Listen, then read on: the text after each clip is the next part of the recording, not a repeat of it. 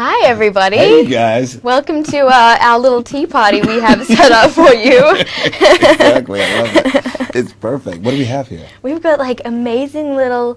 Look at that. It's like the prettiest tart I've ever seen. See, in London, that's what they give you. They This make is sure what that they do. It's tea time. Some flowers for me. That's you. I really want some tea. Wait, is that a roast beef sandwich too? Okay, so they know how to do There it. are sliders and everything. No, just show. my We're going God. to do a little Facebook Yeah. live chat, right? I guess so, because it is Facebook. Yeah, it's Facebook. So we're going to chat to you. You got some questions here for us, and I know we don't have a lot of time, so we Yep. probably should get into it. Yeah, let's do it. Let's do it. Let's talk. Okay, I have some questions. Should we Wait, start? yeah, let's start with Okay, good. some for you and I. Okay. What would be your go-to weapon in a real-life zombie attack and why? From Christina Doyle in Bristol, Tennessee, USA. You know what? I really wish, okay, I saw this question before and I thought I should think about no. something and I didn't think about it. So I'm like the worst. So I feel like You're lazy. That's what I'm that lazy. is. I'm lazy. I'm totally, I didn't think about it. I feel like it would be something, my go-to weapon. I know what mine would be. What was yours? Mine would be the butterfly knife. Really? Because Alicia begins season 2 by picking a butterfly knife out of Jack Kipling's back pocket. It was just a little detail in there. And so she's still got it with her. It's around and about, and I've become quite obsessed on set.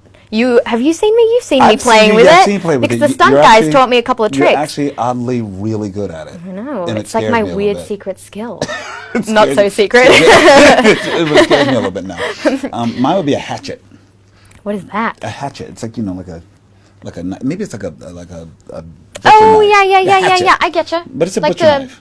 It's like a corn cutter. A corn cutter. Like cornfields.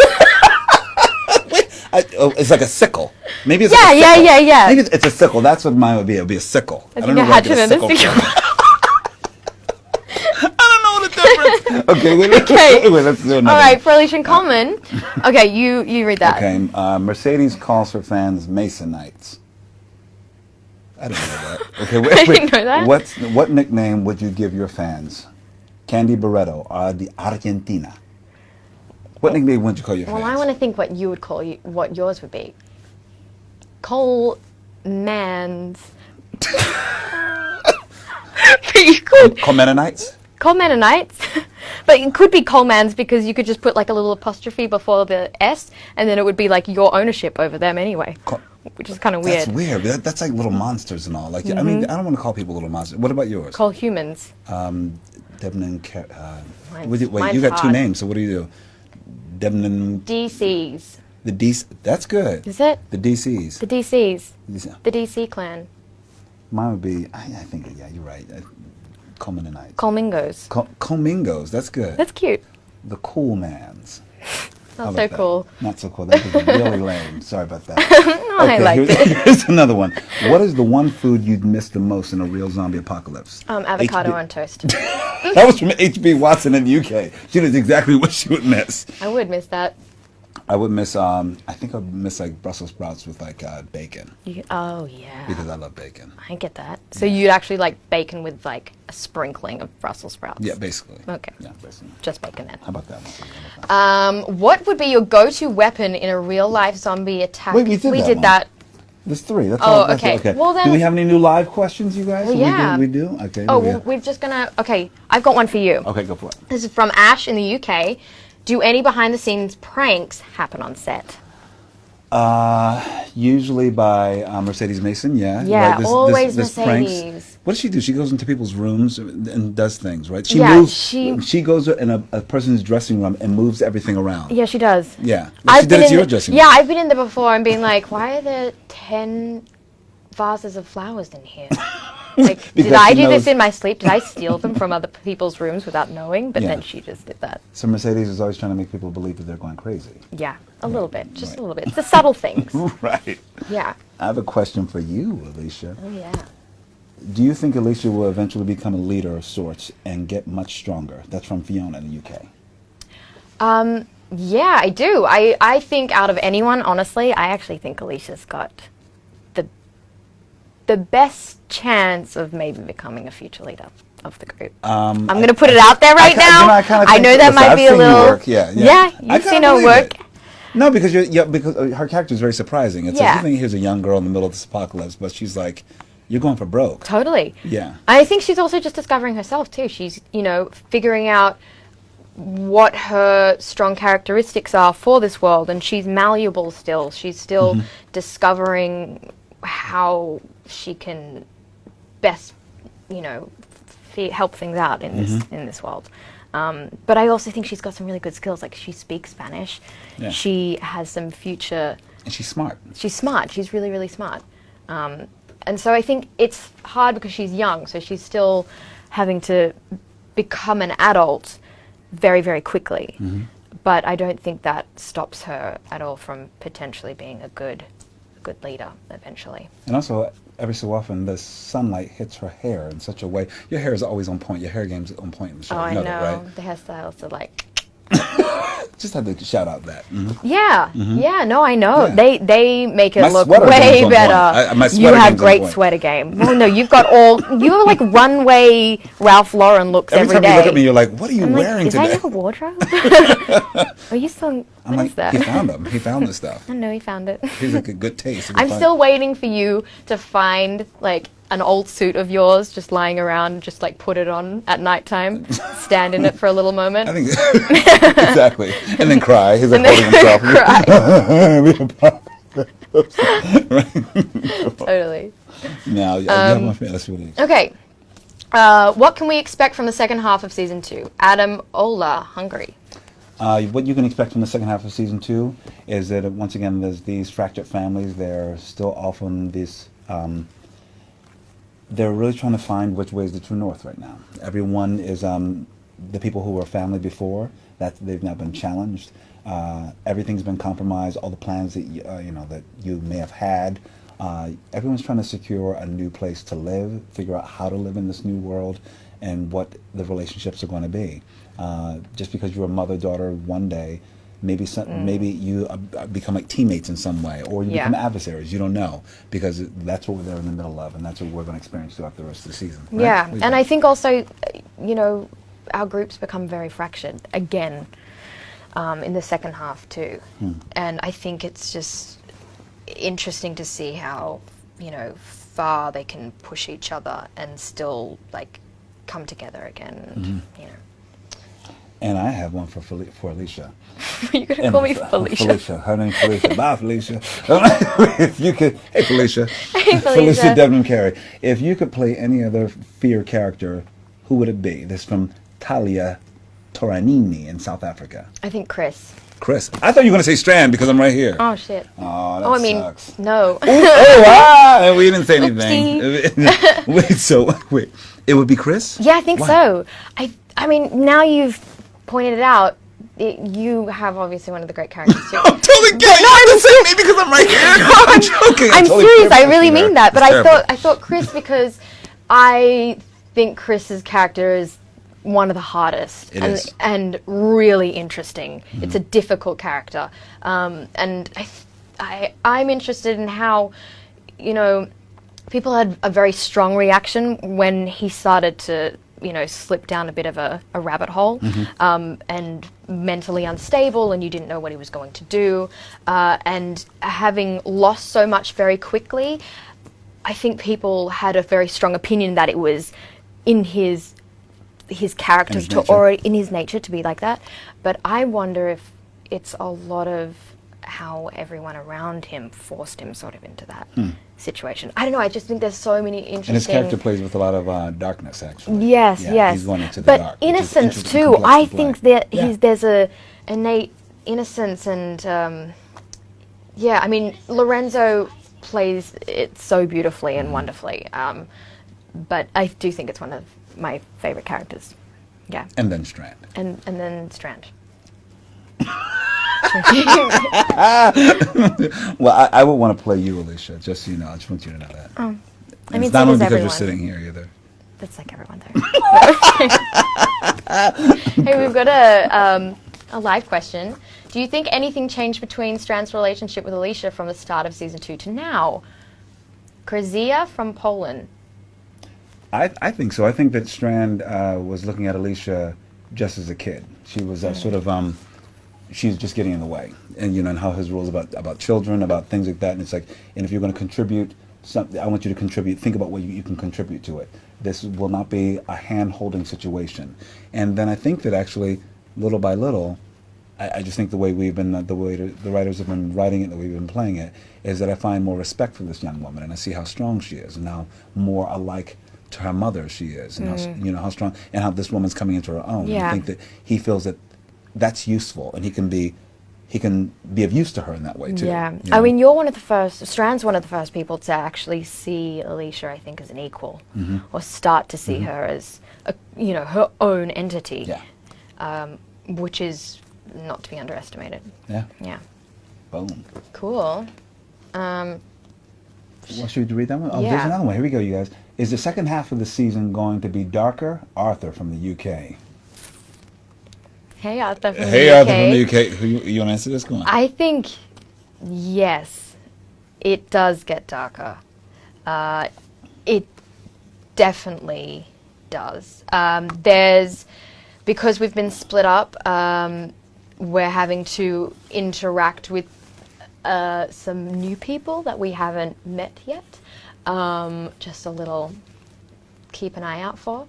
And I think also that there are some moments that each of our characters have to now kind of reflect on and deal with personally, and have kind of more of some moments on their own, which is when you're in isolation and solitude, that's when suddenly more darker moments come out. Yeah, we definitely play with some more darkness, for sure. For me, do you want to read it? Yeah, I'll read it. This is for Alicia. What was the audition process like to get the role as Alicia? That's from Caitlin from Atlanta, Georgia. Thanks, Caitlin. My audition process was, I basically found out about it from my representatives, and then went up. Was it a long process, or was it? It was actually, no, it was surprisingly quicker than I expected. In fact, I think I was the first person cast, which is interesting. But I remember having a chemistry test with Frank and saw Cliff in the audition. Chemistry test? Wait, what is a chemistry test? You know, like a chemistry read. I've never done a chemistry read. So a chemistry read is where you... They put you in a beaker and like pour something they see what kind of pheromones you have. And you're all smelling, your sniffing kind of each other. You're all, composition. You got a little too much H2O going on. It's basically when there are characters that are going to be interacting a lot or have a prominent role, they want to get a few of them together and see which actors kind of work off each other the best way. And you kind of get a feel for maybe what combination of actors you like best, and whether they're kind of right for the part, I guess, ultimately. And so you did yours with Frank? Yeah, I did mine with Frank, and he kept calling me in the audition Alicia, and I thought, maybe just Frank's really, really method, because when I read the sides, the character was called Ashley, which I thought was really interesting. So I didn't know until way after the chemistry test that the name was actually Alicia. How interesting that. That's really wild. Yeah, but yeah, it was cool. So I met Frank like really early on in the process, but I did an initial audition, and then you kind of go through the motions, which is maybe a callback, and then a chemistry test, and then a test in front of all the executives, which is incredibly nerve-wracking. I don't know if you did that, but I didn't. It was strange. It was like you're saying. It didn't seem like it took a lot of time. It was like it did. Mine was a self-tape from home. Yeah, and the next, I had an offer. That's amazing. And it was like only because you were just perfect. No, I was the only person I could find. It's all right. You don't have to deny it. They were like, well, I guess this guy. Well, I guess this is all we have. Fine. Okay, Alicia, who is the funniest person in the cast? Colman, obviously. Oh my God, that's from Alice in the UK. Easy, done. No, sweet, that's really sweet. He is. Colman's the funniest. Actually, Kim has an incredibly wry sense of humor. Kim is really funny. She's surprisingly funny. Yeah. She's quick too. Yeah. I can't keep up. Yeah. I'm just like, keep saying some more. Yeah, you keep talking. Okay, Colman, do you think you'd be as calm as Strand if this happened in real life? From Gina Lane, UK. The strangest thing is that I think I would, because I think naturally I get very calm when things are really out of control. I go to the center place. I'm the complete opposite. Really? Yeah. You like strip down naked and run out screaming? Pretty much. Okay. No rational thoughts come to mind. I am absolute hysteria. Really? A little bit, yeah. But then it's out of the way and it's done, and then I can refocus, regroup, and I'm okay. I just have to get it out. Wow. Yeah. But that's good to know, so I'm just going to stick with you. Just stick with me. I mean, I'll take care of you. And then I'll get you through after. But I'm like Nurse Ratched when people are like a little crazy. I'm not the warmest. So maybe that's a little extreme in a way. I'm not the warmest. Yeah. I'm like calm down and I get a little angry. No, but that's good. Yeah. Because you're like focused. Cut it out. And yeah. That's not going to get us anywhere. Ready for what's to come. That's good. Well, let's see. How about this for Alicia? What would you choose? Surviving and being reunited with your family, or love with Jack? That's from Nutnichka Nirotanan, That's a Bangkok, Thailand. I'm sorry if I messed up your name. What would you choose? Surviving and being reunited with your family, or love with Jack? What would I choose, or Yeah, what would you choose? Oh my gosh. It could be the you. I Well, it sounds mean, like Alicia. It sounds like Alicia. I Well, mean, which I feel like Alicia? she Yeah. already. I know which Alicia. I feel like she already made up her mind. I think she. There is no, as much as it would have been interesting to see where that could have led with Jack. Heartthrob Jack. And pardon? Heartthrob Jack. Heartthrob Jack, exactly. I feel like there was actually no rational, like, way that was going to It was happen. love in the time of cholera. Yeah. Of cholera. Yeah. And I mean, but even then, I think my whole, like, what I loved about doing that was that those 2 episodes was that it was ambiguous and that you didn't know if they were using each other to get something more, or if, she did sort of have a lapse in just needing someone there and was kind of pulling from heartstrings of the past and longing for something that just no longer was. But I think, in any circumstance, like, and I feel the same way. I mean, for a guy that had taken me hostage and that I'd known for 2 days, I'd probably pick my family. Good choice. Good choice. I think it's Even good. if he does I have support great you on hair. that. I support that message. Thanks. Great. So what other questions we got? Because I'm a really sophisticated individual. Colman, have you liked filming in Mexico? Elizabeth from Mexico. Okay, everybody. Okay, get closer. Mexico is awesome. I love filming in Mexico. People are good. Yeah. The climate's fantastic. The food is incredible. It's sophisticated. It's sexy. It's you can go high and low and everything about it's really pretty awesome, right? Am I right? Oh, totally. We just really love it. But you lapped Mexico up. Oh yeah, I love Mexico. Yeah, you really, really. Like I'd marry Mexico if I could. No, Mexico's beautiful. Is it weird to have the same name as your character, Cindy Pazatis in UK? It does get confusing sometimes, Cindy. It does. I didn't think about it too much when it started, so it doesn't really bother me, and I kind of like it spelled differently, so I feel like it is a bit different. But yeah, it became more of a thing than I actually had anticipated. We have time for one more question, you guys, okay? You guys have been great. This has been great and fun, thanks so all right? much. Okay. I will ask you, what should be the question? This question should be, how do you see your character evolving now that Nick is no longer around and she is the main support for their mother? That's from Victoria Lacerda in Brazil. Okay, that's a great question. I think that when Nick left in episode 207, I feel like there's a sense of relief for Alicia, and it may be the first time that her mother can see maybe that Nick did make his choice, and that it's her and her mother now, and that they're in it together. And so there's maybe a sense of rekindling something that has had a lot of tension previously. But I think, Alicia now has to step into her own now that Nick is gone, and that there's not a priority of having to always worry about him. I think she can kind of let that go. Obviously, Madison might have a little bit of a harder time. But it's certain things you can let go of now because you have to move forward. And she can finally spread her wings and realize her full potential. You hear that? Heard it from the horse's mouth, right? Oh, yeah. Okay, there we go. And we're going to wrap this up, right? That was our last question. Yeah, well, that was our last question. Right? I'm sorry. I wish we could keep going. I mean, we've got such a beautiful tea set up. I know. here. We'll have some tea here. We're And gonna you guys eat have it. it's about tea time there, too, so have some tea wherever you are. Doesn't matter if you're in Brazil or America, just have some tea. Yeah, and don't forget, there are brand new episodes of the Walking Dead, Fear the Walking Dead premiere around the world next month. When? And ours, the first premiere episode is on the 21st of August in the US, and then in Latin America. And in Latin America, and then August 22nd for everyone else. And hold on, Spain, we're coming. We'll be there in 2 days, Spain. All right. See you in Madrid in 2 days, right? I can't wait. Right. You guys have been awesome. Thank you so much. Thank you. Bye. Sending you hugs and kisses.